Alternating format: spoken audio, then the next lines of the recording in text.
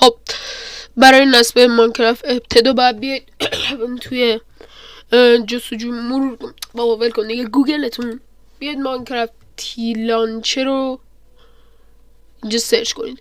میری توی سایت اول همین خود تی لانچر. ایوه خب میاید اینجا میزنید دانلود تی ال. برای ویندوز رو میزنید، حالا هر چی که دسکتاپ دیگه به من چه دیگه، ویندوز دیگه حالا آره. خب اجرا باز کردن رو میزنید، خب که اینو براتون بازش میکنه.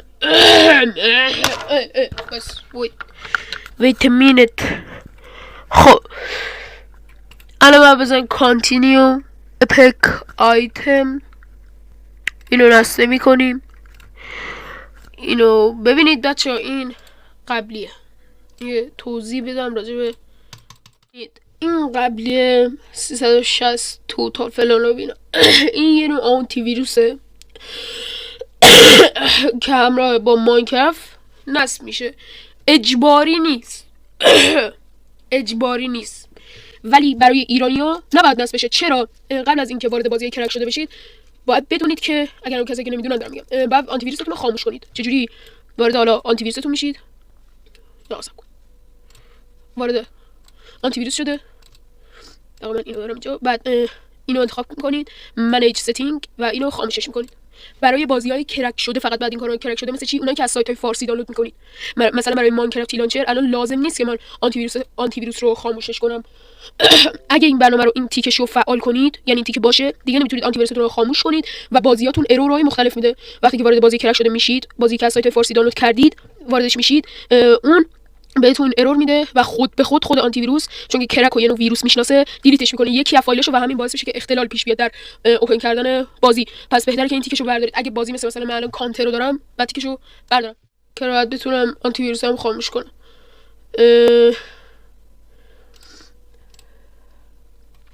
این تیک چیه؟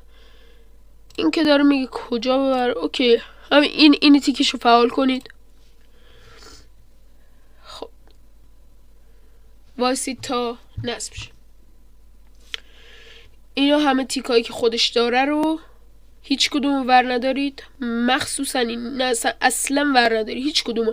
این که داره میگه هم که تو نصب کردی برو به تی لانچر، این داره میگه یه دونه شورت کات، یعنی یه دونه از اینا، یه دونه همین حالت اینجوری، اونایی که نمیدونن بیار داخل دسکتاپ این فضا. اینم که نمیدونم، اینم که میگه جاوا رو نصب کنید، حتما باید باشه. اگه اینو نزنید اصلا نمیتونید بازی کنید تا کانتینیو. هیچ کدوم اصلا دستکاری نکنید، وایمسید تا نصب شه.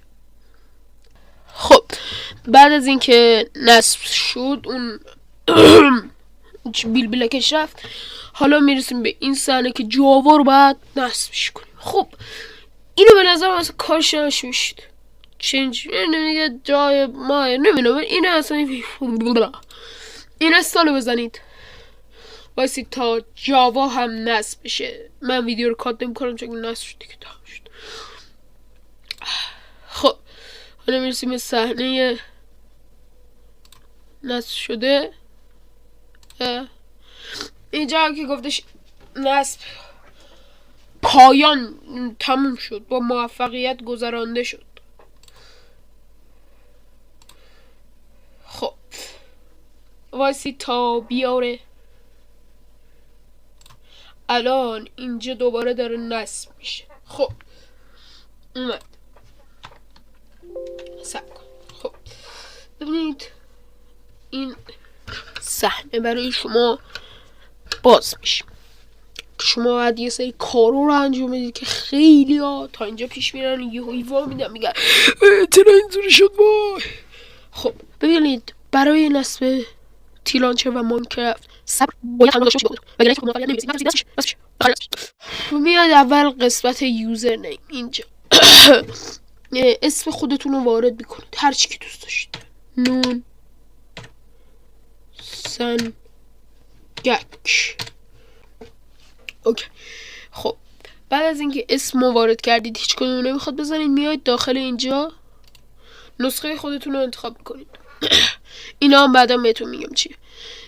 مثلا نسخه 1 21.4 آخرین نسخه ای که اومده لتست ریز، یعنی این آخریشه دیگه، اولیش آخریش. منطق. جواد خیابانی ولش کن، شروع رو زیاد گوش شدید. خب دیگه این اولیش، این آخریش. بهترین نسخه همینه، بهترین نسخه همینه. تمام شد. اینو بهتون میگم. اینو انتخاب میکنید و اینو نمیخواد حالا بزنید نمیزنید مهم نی و این سالو میزنید، ثبت میکنید تا این نسخه دانلود شه. بعد از اینکه 2 ساعت، بعد 2 ساعت که نصب میشه یه همچین چیزی میاد. اینو نزنید، اوکی رو بزنید و دوباره که این اینستال کردید، حالا اینتر گیم صبر باید بکنید. تا بیا.